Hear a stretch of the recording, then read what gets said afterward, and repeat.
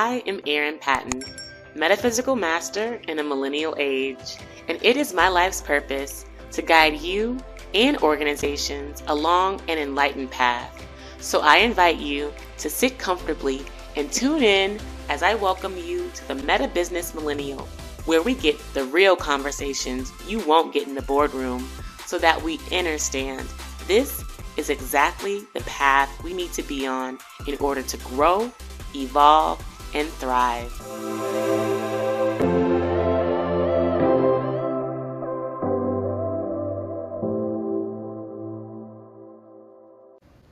Greetings, I am Erin Patton, also known as Master L, and welcome to today's very special episode of the Meta Business Millennial podcast. I know I say every week that it's very special, but honestly, this week I really feel like today is special, especially for what I got going on in my life.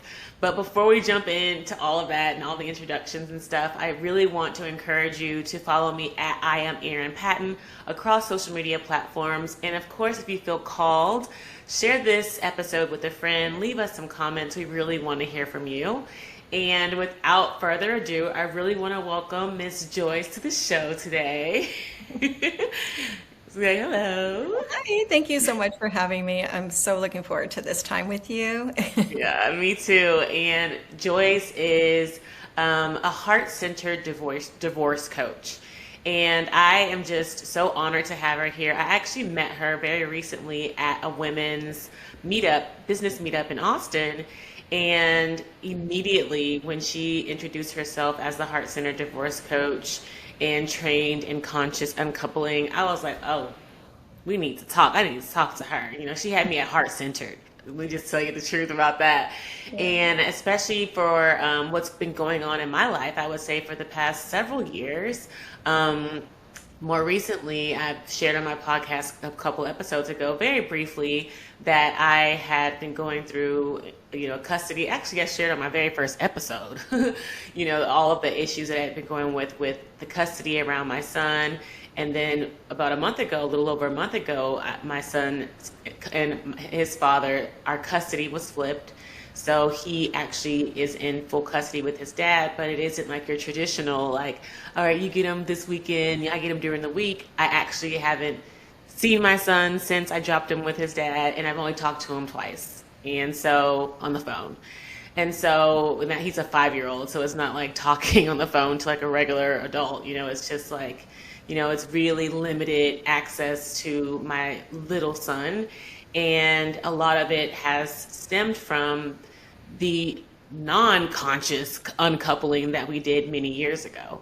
And so I was just really inspired to bring Joyce on the show because of my own heartaches and pains that I've endured in a non-conscious uncoupling and the impact it has had on my life years later.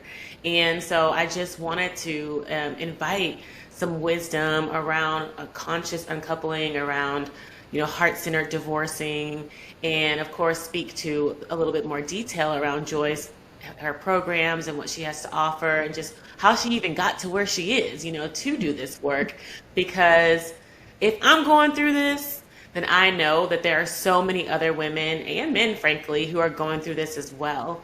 And we need guidance, we need support, and we just need encouragement to know that we are going to be okay. Because I had shared with Joyce and I had shared with listeners from my first episode around this issue that when I went through this separation with my son when he was 1 year old the first time, I literally wanted to kill myself every day. Like I woke up every day, like looking at his empty crib, like just wanting to unalive myself.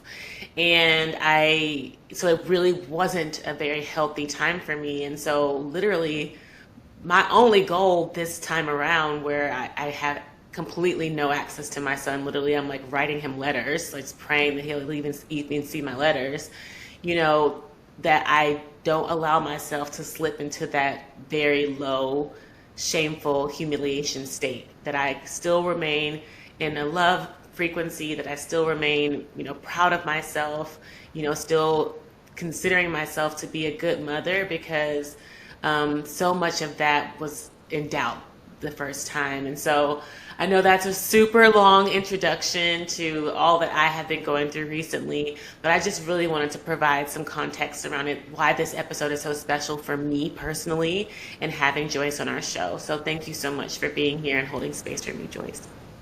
Absolutely. Yeah, holding space for, each other as we travel this journey and all the road bumps and hurdles and obstacles in the way, really they're to help us grow, or it can swallow us up, whichever, when we choose to look at it, however we choose to look at the journey. And it can just be so overwhelming. Like you said, the first time around, it was just devastating. And then this time around, you're in a better place, you've, found that strength within you and, to keep going, and you're just pouring your heart out to your son. And that's also lifting you up at the same time. You talked about like that vibration. And as we come out of a relationship, whether, you're officially married or not, it's any relationship where we give our heart and soul and love and everything into it. We pour everything into it because this person we're, hoping and imagining that is our one that we're going to be spending quite a bit of time to. So we reveal our vulnerabilities, we expose ourselves, we dare to let the other person see who we really are and be authentic.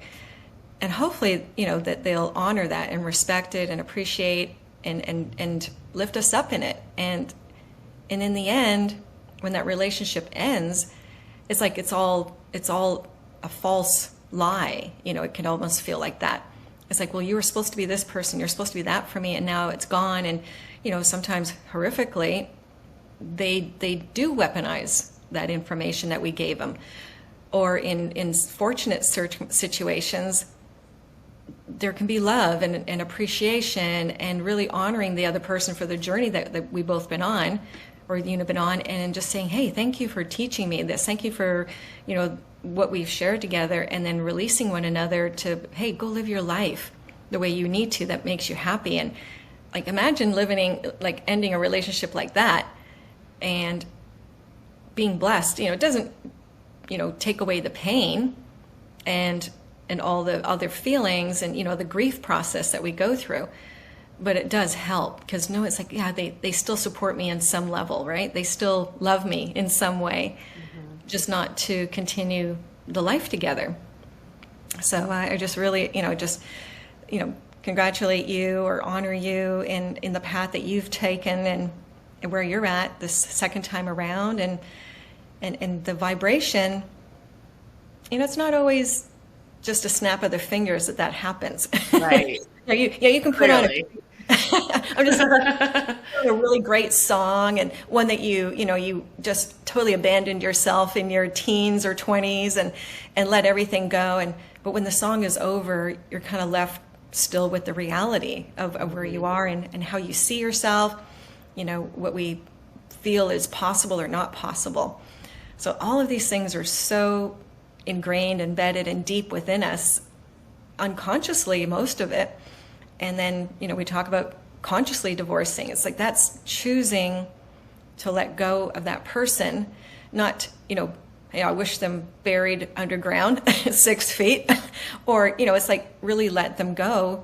And so you can fly, so we can take and, spread our wings and travel new areas, like, maybe not just move to get away as far away as possible from someone, but to maybe move in a different direction while still where you live and everything, but move in a different direction that has been maybe calling our souls that now it's time to explore that. But we need to do the healing first. I love that so much. It's just like a dream come true. Like, I really rarely hear people talk about uncoupling or breakups in the way that you frame it. And it just gives my heart so much peace. But also what it signals is that actually both of the parties need to be in a more conscious state to have that sort of orientation, if you will, towards the uncoupling.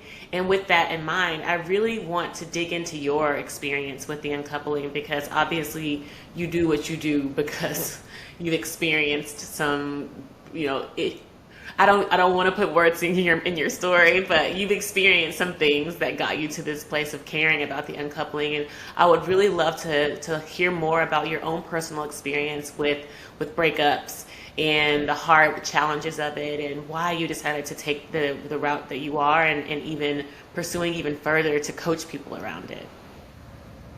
Yeah, that towards the end of our time together, over about a 5-year period, we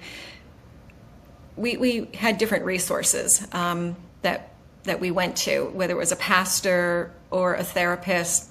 And this is your ex-husband? Yeah. Okay. Because we're trying to figure it out, right? How long had y'all been together? Sorry? How long were y'all together? Including like the time that we were dating, 30 years. So, yeah, wow. it was, yes, a very significant amount of time together. Yeah. And so, we were trying to find a new beginning, a new way to relate to each other, a new way to communicate. We didn't have any tools, and so we, okay, can this person help us? Can that person help us? And, it was even interesting, this therapist that we went to eventually wanted to bring me in, and he had like an agenda that, my former husband was abusive.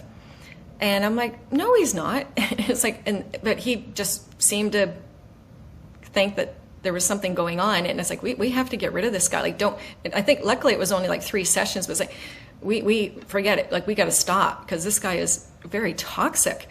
And, our pastor, did what he could with the tools he had. And then we just kind of floundered, around for a while. And it just wasn't going anywhere. And what was y'all's intention? Was the intention to uncouple, or was it to just solve? The intention was to try and, find a way to communicate, to express ourselves. And for me, it was like feeling like I could express myself in a safe space. Okay. In my situation, when the very few times in our relationship where I did express myself, it was met with, well, my life is this way, rather than, oh, well, you had a hard day. And it's like, rather than that, it was like, you had a hard day. My day is like, blah, blah, blah, and I understand now where he was coming from, trying to provide for me and do his best. And he was stressed out, starting a new company and all the things. But it's just, one day I just decided, yeah, I had a hard day today. And that was it. And never did I ever express to him anything but, yep, I'm fine. And so when we were really struggling during this time, it wasn't a place that I felt I could really open up and really feel like I could be heard in that. So that's where we were trying to find, we were in our own hurt. Each of us were hurting. And, in the end, we just couldn't find that way.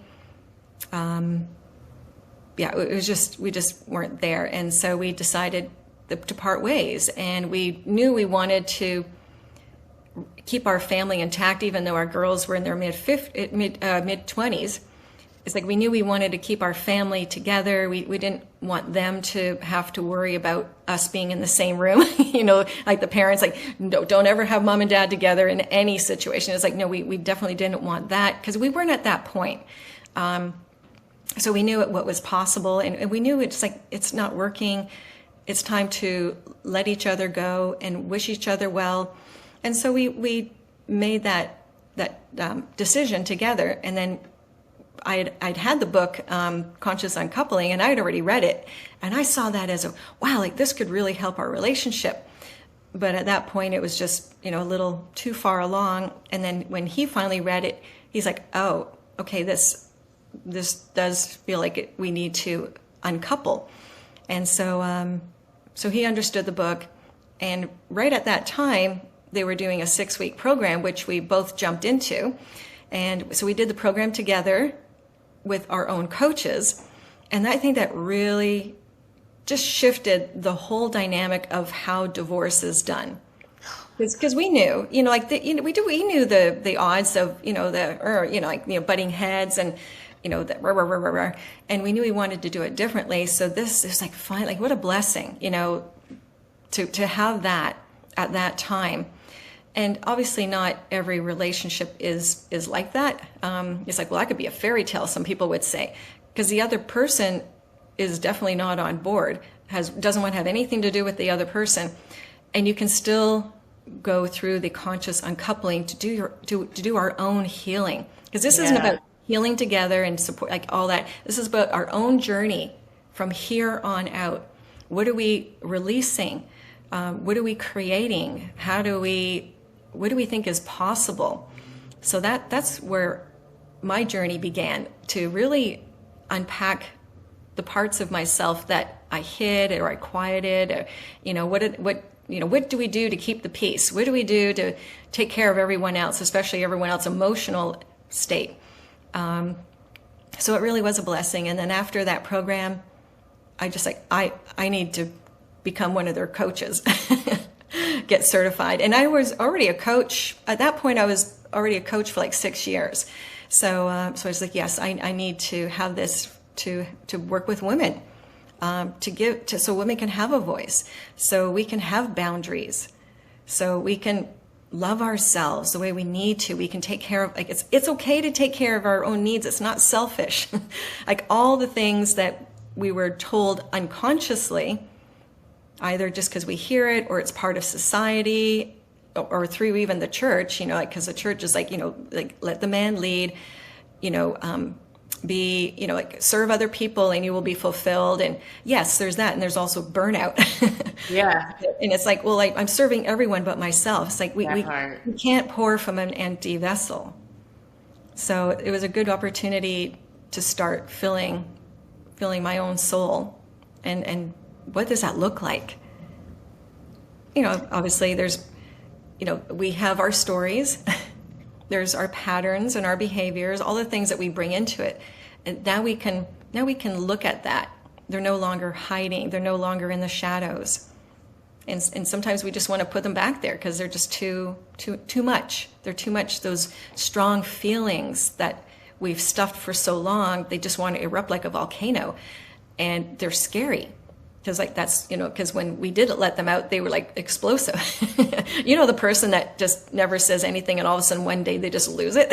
Yeah. And then you think, what's wrong with them? And it's like, what's wrong with them is they have not been really being truthful with how they feel and honoring themselves. So now it's a time to really honor ourselves, just like, what you went through, and just honor what we're feeling. And that's such a big beginning. It's just, I'm feeling sad. No, I'm feeling mad, raging mad. And it's like, oh, I can't say that. Yeah. Yes. It's like, I don't want anyone to know I'm raging mad and then how to forgive ourselves for who we weren't being and how we were showing up and what we denied ourselves and all the things. I mean, this is just, it's like so many things are popping up for me right now. This is such a great conversation. What I really want to dig into, I really kind of want to lean in a little bit more on the story you just shared, because I'm just honestly just really want to know. So you and your husband went through this 6-week program, and then what? Because I feel like a lot of times people will be like, oh, I think we're going to work it out, or people end up like still wanting to settle when actually the intention is to uncouple after the 6 weeks. So can you walk us through then what did the divorce look like? Did y'all go to court? Or was it just a mediation? How did you tell your kids? I really kind of want to know the nitty-gritty details. I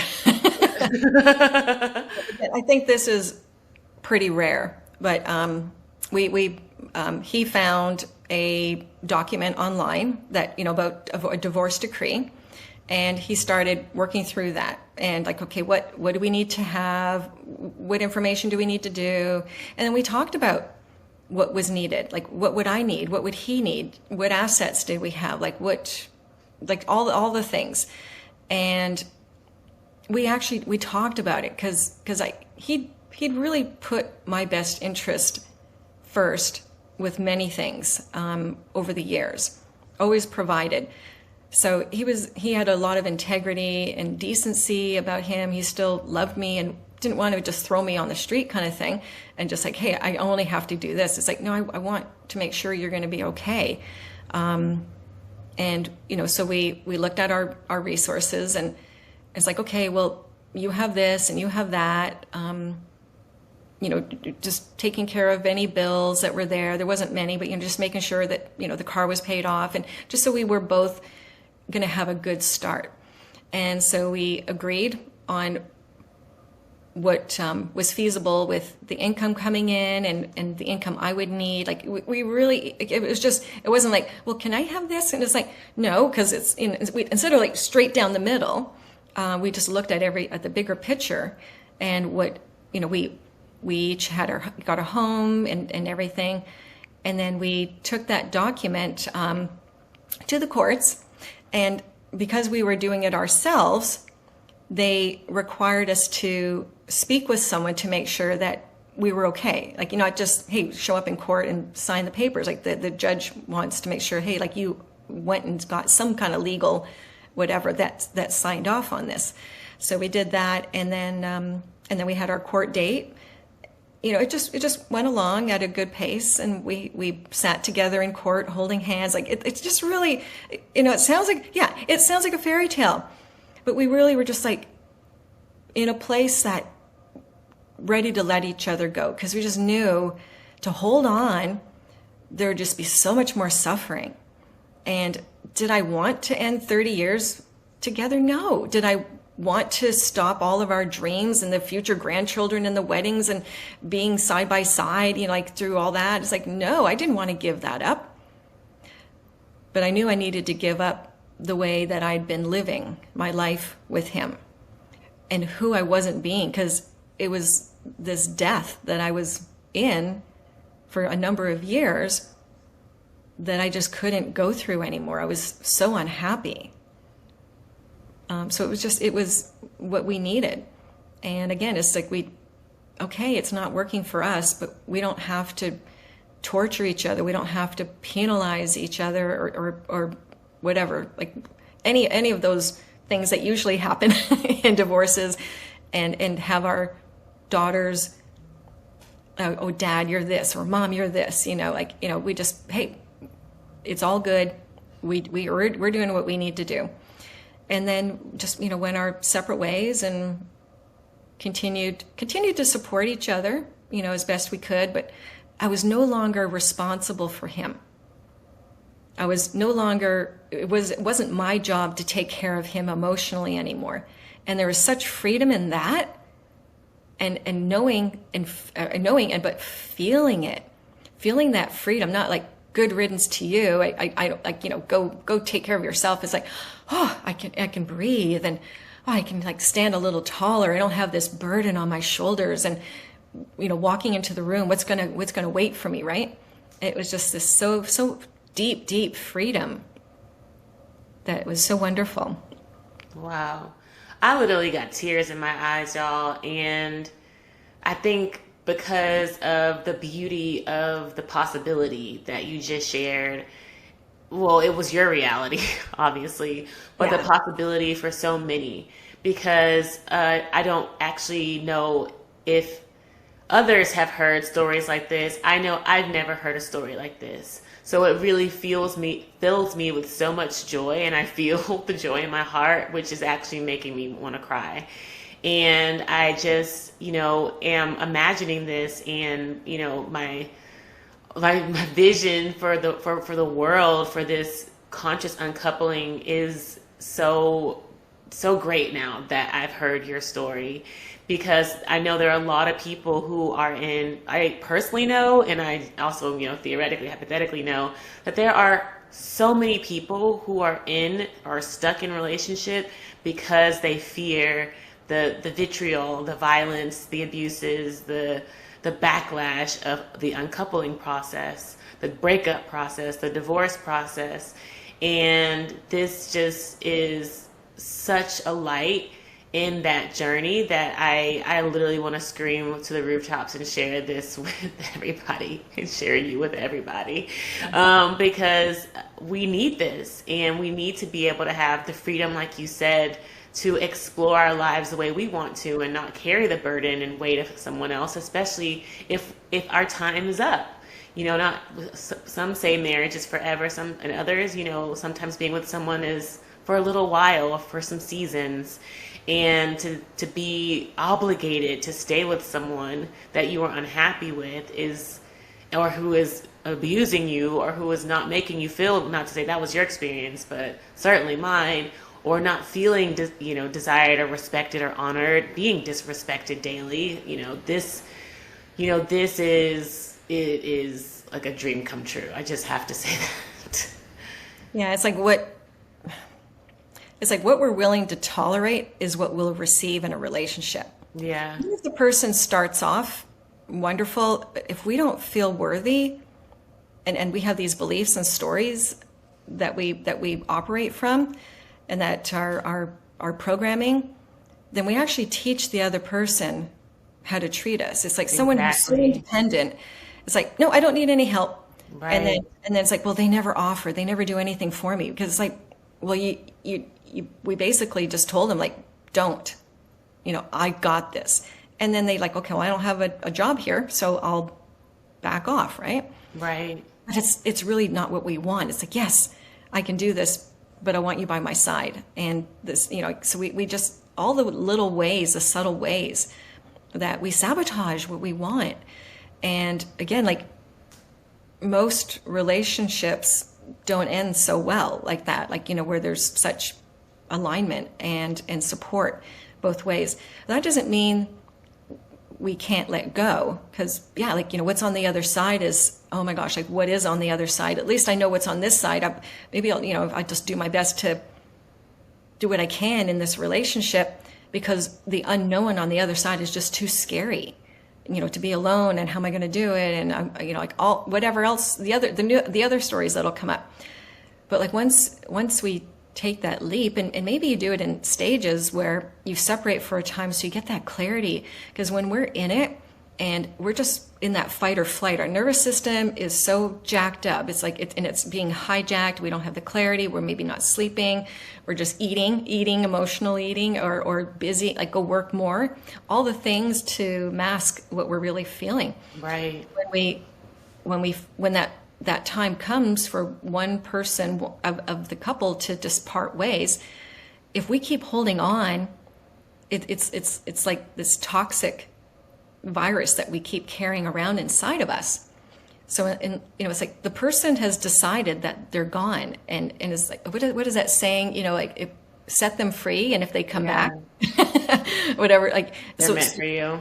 Mm-hmm. Yeah, you meant for, like, and maybe there's time that's needed to heal, to get clarity, to find ourselves, to become whole again, rather than looking to the other. There's that phrase, oh, you marry the person to complete you. It's like, no, start the relationship feeling whole and complete, rather than what you need from the other person is now you contribute to the other person. You lift each other up, rather than, I need you to feel safe, and I need you to take care of me. Like, whatever it is that we hope the relationship will bring. It's like, well, that wasn't there. It didn't happen because the other person can't do that for us. We can only love ourselves the way we really need to be loved. And then we disappoint ourselves because we're out of integrity. If we say I'm going to go on this diet, or I'm going to start taking care of myself, or I'm going to start going to bed early, but then we sabotage ourselves. We're not in integrity. We're not accountable to ourselves. So how would we expect somebody else to be accountable to us when we're not even doing that? And so when it's time, when someone decides, maybe both people decide that chapter is over, then it is time to move on. And we can do it kicking or screaming, or we don't have to be like a doormat and just lay there and be walked over. But it's like, okay, take the time that's needed to go through that grieving process. Because that person is now no longer there. It's like they died. Right. But we have died to ourselves a long time ago. So like, grieve for the person that we weren't and didn't allow ourselves to be. Grieve for what the relationship didn't do for us that we hoped. It's like what we didn't have growing up, we look to our partner for. Right. To fulfill. And so by cutting that cord, because it's like this like a what do you call, an anchor that's weighing us down. Yeah. can't move on. And so we're just in this constant state of a fight or flight. We're either attacking or we're, numbing ourselves. So like release that connection to the person, and as best you can, like go through my program, go through the steps to heal yourself, to rewrite the story, to start a new chapter, kind of reclaim the parts of ourselves that we gave away. Like what are those? And you just are getting to the right place, because I was just about to ask you for those steps, because I know that people here are so inspired by your story, but maybe want to leave with a little bit of action steps to take if they're in this space in their lives where they want to do the conscious uncoupling, the conscious breakup, the conscious divorce. What are some recommendations that you give someone right now in terms of like steps to take? That would be so great. Yeah, it's like coming back to our true nature, the childlike person that couldn't just play, had to be, whatever was required of them growing up. Maybe, oh, you're the oldest, you take care of the kids. Yeah, but I'm only 5 years old. Yeah. Come back and live your life the way you haven't allowed yourself to. So it's like rewilding, instead of being domesticated, which is, it starts at a very young age and it just keeps reinforced and being reinforced. And then we go into the marriage and reinforce it that way. It's like, become undomesticated, become rewilding your life, find your true nature. And that starts with, honoring ourselves and the journey we've been on, and the emotions that are there. It's like, what is this emotion? And what is it trying to show you? How is it being a guide? Because somebody took away our compass, right? and we were just trying to navigate on autopilot or following someone else. So it's like, yeah, let's get our compass back and start tuning into our intuition, that voice inside that's always been whispering.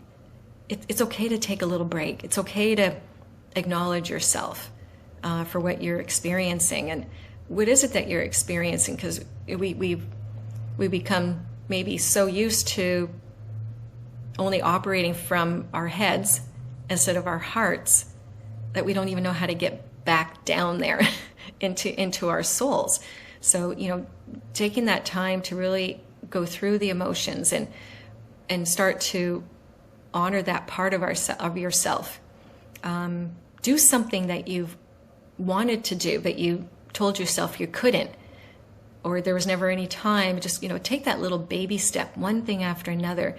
Start playing with something, like something that you're passionate about. Maybe you like drawing, right? Or maybe some craft, or maybe you like getting outside. Like nature is such a healing. I love nature. It offers us so much. Nature therapy. There's so much that's written on that. In Japan, they have forest bathing, which is Shinrin Roku. You just don't go go get on a trail and, okay, how long is this going to take me? And, oh, this is nice and this. It's like, no, you take your time and you feel each step. You reconnect with your body. Yeah. You bring your senses back on board. Like, what do you hear? What are you seeing? It's like, well, I see this and I hear this. It's like, no. What are you hearing? What's far away? What's close? What's in front of you? What's beside you? What's further out, right? Like, what's up ahead? And just take all of those as if you're on this journey. Like, what's ahead for me? And really feel your feet solid. Stop if you need to ground. Like, and when I say ground, because that might be a new term for people, is like really connect with yourself. Really feel present. Because that could be a real foreign place to begin with.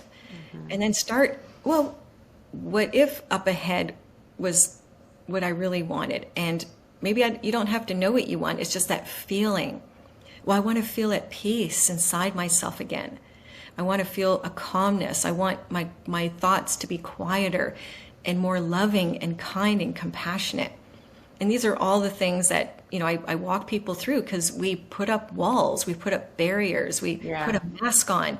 We tell ourselves who we have to be, even though the relationship is long gone, even like it could be even 10 years ago, we could still be operating from that wounded place or the victim. It's like, oh, I'm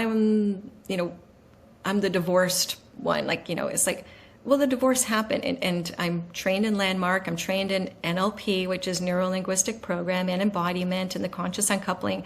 It's like, what story do we keep telling ourselves? What are we holding on to? And then we have all the reasons that we do it. And the biggest thing is like, well, what's the benefit that you get from holding on to that story? Yeah. What's the payoff? Like, what do you get to keep believing? What story do you get to keep telling? Who's going to listen to me now? Right. Who's going to listen to my story? It's like everyone wants to hear a new story, including yourself. And I think that it's so interesting that this advice that you're giving, these steps, have nothing to do with the other person. Exactly. And I'm sure this is also part of the program that you are skilled and trained in with the uncoupling and breakup and divorce coaching, is that the focus is on the individual themselves and not on the other person. So I'm sure people are thinking, though, like, at what point do I engage the other person, especially if they're resistant to the divorce? Like, that was my situation. Like, I really wanted to separate from my son's father, and he really wanted to stay together just for the sake of taking care of the son, even though he was completely disrespectful, completely in dishonor of me. And like, clearly it's resurfacing today because the language he uses against me and about me is so vitriol, so violent, so negative, so hateful. And it's like, why would you want to stay in something like that? So I really would just like to have you share, like, what do people do in those cases when there is just resistance from the other side? I'm sure you've met something like that aren't as beautiful and aware as you and your ex or your last husband. I feel like ex is so harsh because he was so nice, but what do you recommend? Yeah, former. I like that. Former husband. It's like, neurologically, there's all kinds of science I could spew out with. Neurologically, we're wired to stay connected to people with the other person. Mm-hmm. So whether you love them or hate them, we are able to maintain that neurological wiring to that other person. Mm-hmm. But when we become neutral, and that's not just to like ignore or numb out or anything. Like this is like when we do the work on ourselves, the healing, the acknowledging ourselves, we get to this neutral place where we're not affected by the other person. Like, yes, I love that. It's like, but we can almost have compassion for the pain that they're in, rather than taking it on, like they're suffering and everything, taking it on, and we're wounded. It's like we have to go through that process of healing ourselves in order to be able to stand strong, not with armor on, but just in this strength and this knowing. It's like, I'm going to stand here. Whatever you're going to try and throw at me, it's just going to drop in the middle between us. It's not going to touch me, and I'm not going to throw it back at you to try and hurt you back. It's just like, yeah, this person is hurting, but when we're hurting, we don't have the ability to have that kind of compassion for someone else. It's when we start to have compassion for ourselves and really dive into that we gain the ability to stay grounded and present. And then you maintain that clarity, and it's really not, I don't know, maybe it is possible to do it alone. I have a huge library of books I've read, including the Conscious Uncoupling book. I read it, and and I have a lot of highlighting in it and everything. But it wasn't until a coach actually walked me through it, and I can actually unpack it, that it made the difference. Because I knew what I knew. Oh, I know this about me now. Oh no, but I know this about him now. And I did the exercises in the book. But it's a combination of that program plus the other things that I mentioned that I'm trained in. And when we get trained and we go through those other processes, we do a lot deeper healing. So when I work with people, there's a combination of all those things that I integrate into into working with the other person. Like, what do they need, and at what point will this serve them best?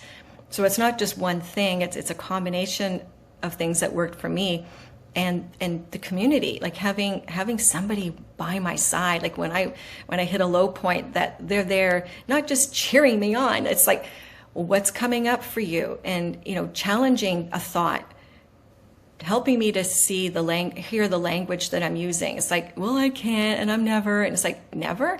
You can't? When did you decide that you can't or never? So this other person who is like clinging to you, it's like you are their lifeline, and they almost like can't let you go, because like, what do they do then? So they pull out everything they can, the guilt and the shame and everything that they feel that they can use to try and keep you there. And when we really listen to the part like you did, like it's like, I just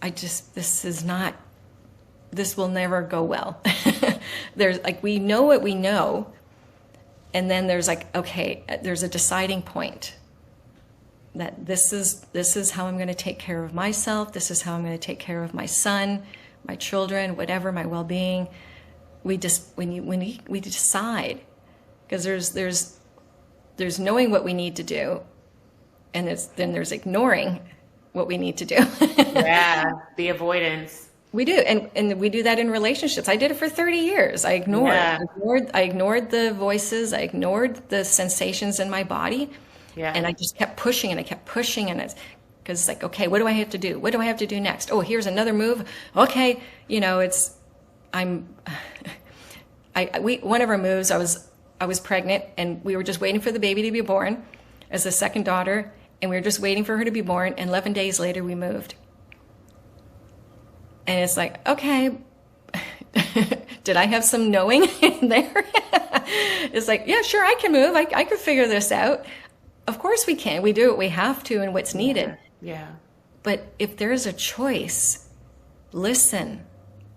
Listen to what you're being guided. Listen to your intuition, because it knows above the mind and the thoughts that say, no, you can't, you have to. It knows, because that's that part that's deep inside us. It knows the answer. It knows what's needed. Even if it's just to get quiet. I love that. Support. Yeah. And I love that. It's not a specific answer. Like, what do I do?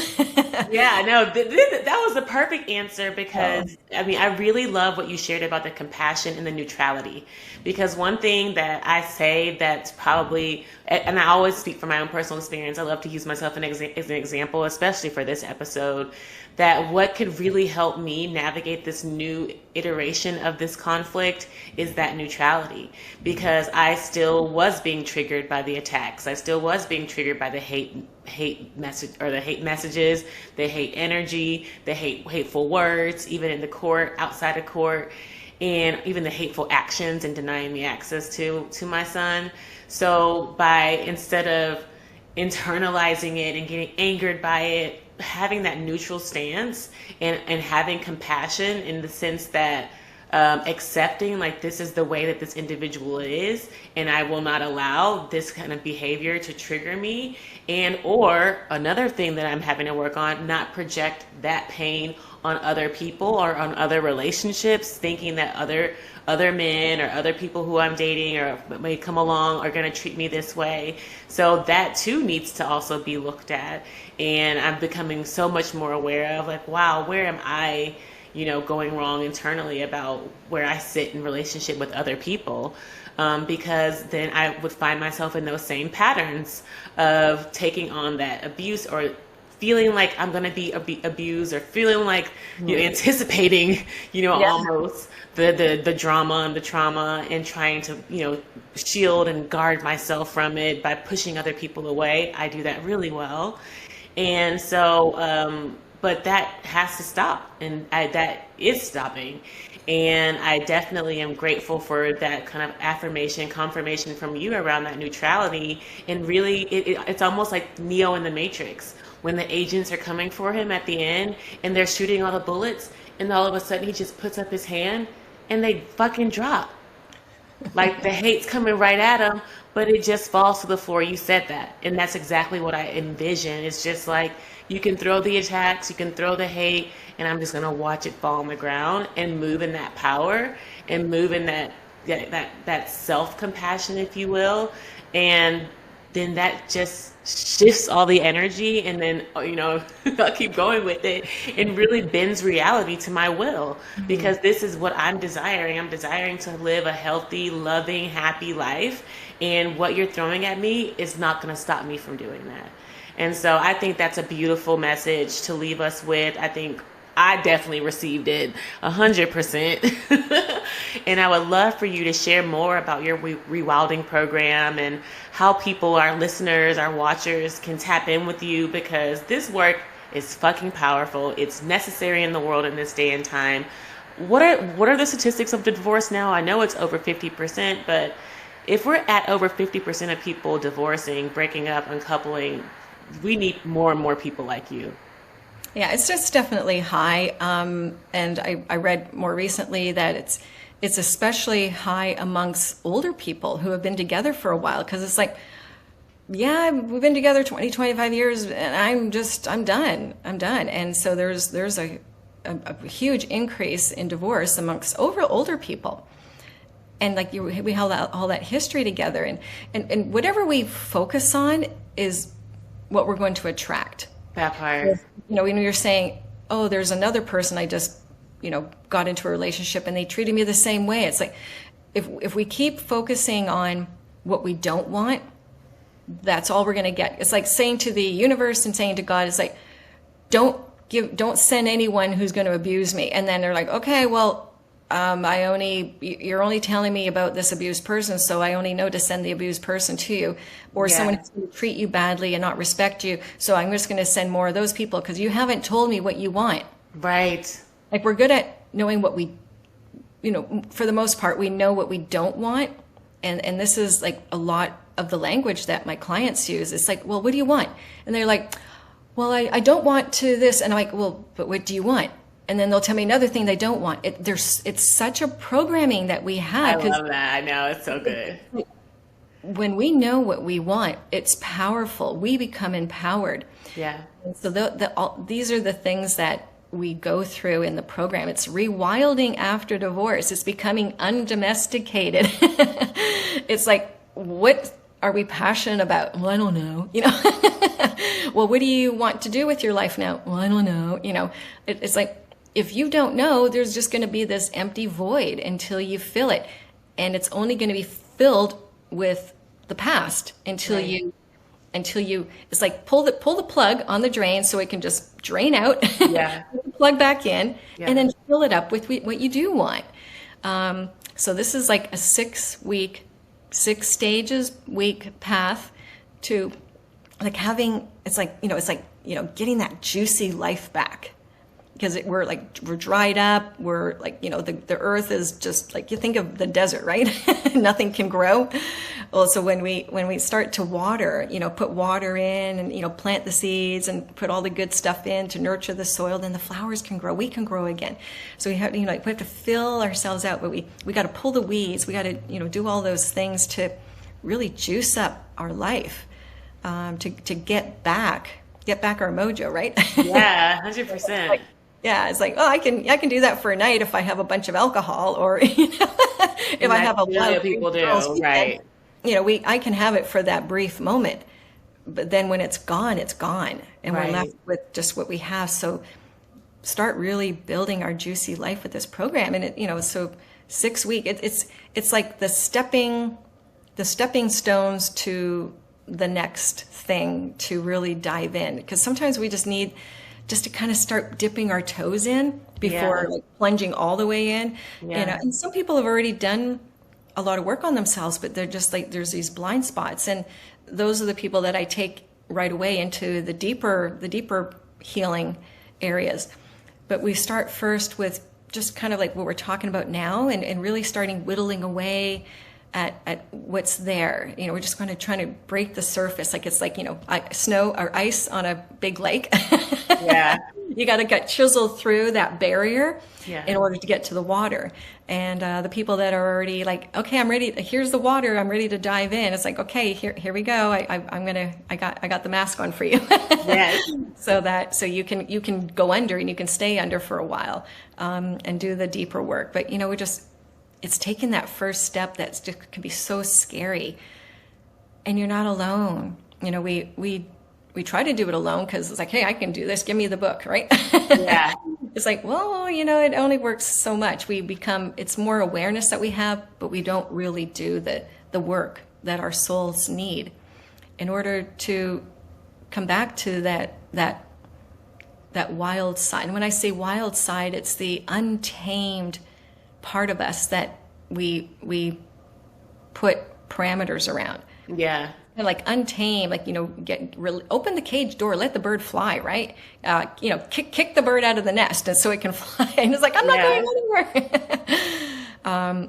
So I'll be sharing the link for that program with you that you can, share with the people that are going to be, that this is really going to touch their souls. And, because we're all searching, where's the answers? Who can help me?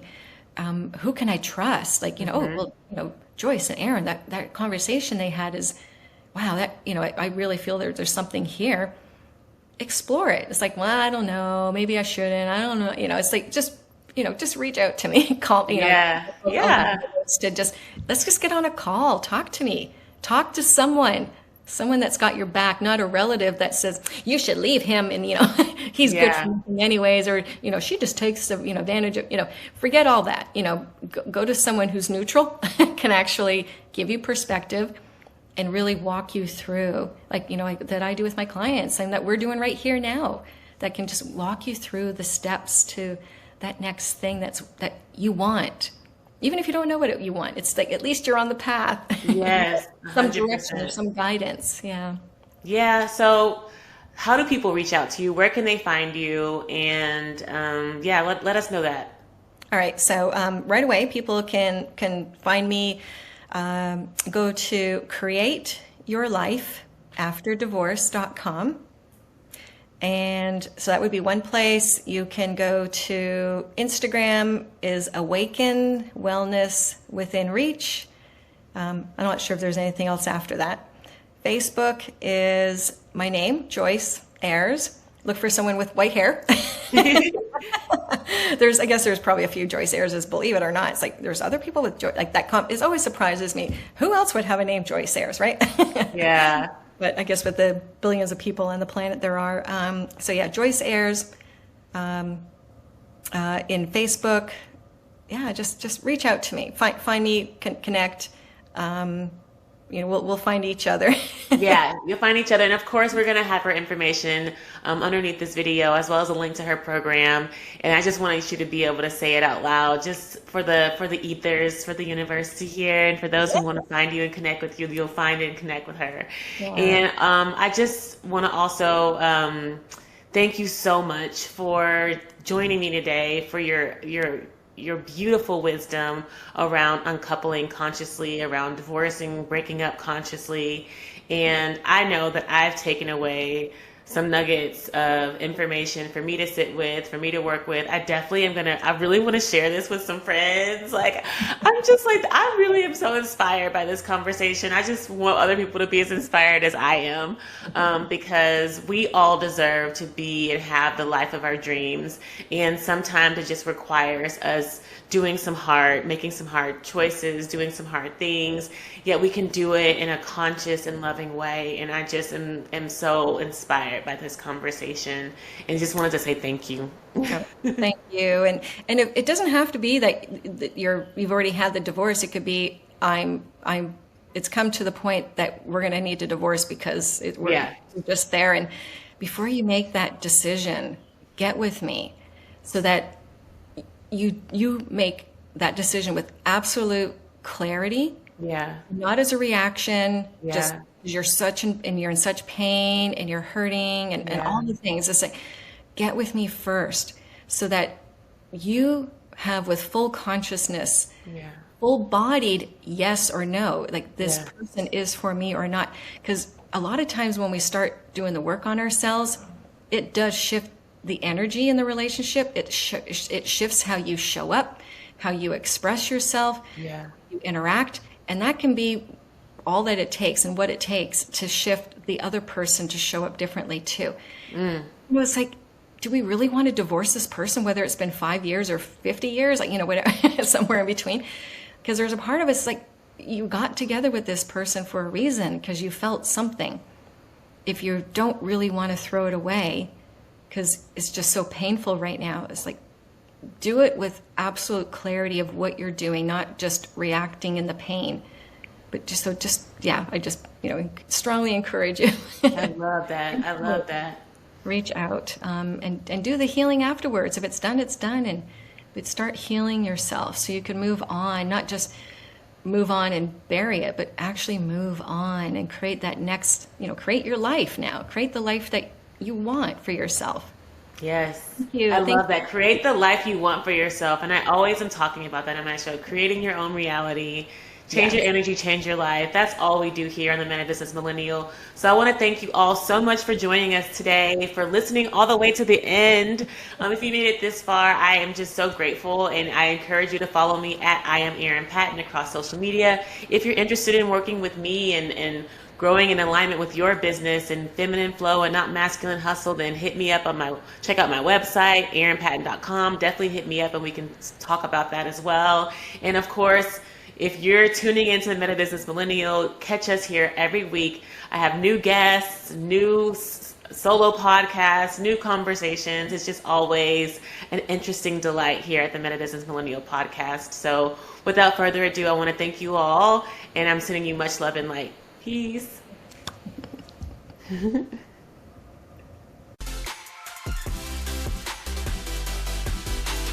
Did you really love this episode of the Meta Business Millennial podcast? Well, I am honored, and I appreciate you subscribing, leaving a review, and sharing it with your friends, because your feedback allows us to co-create more enlightened conversations. And if you're interested in growing your soul now, head over to my website, erinpatton.com, to find all the show notes, links, and free resources to get your energy activated today. In the meantime, stay bright, my friends. Much love and light. Peace.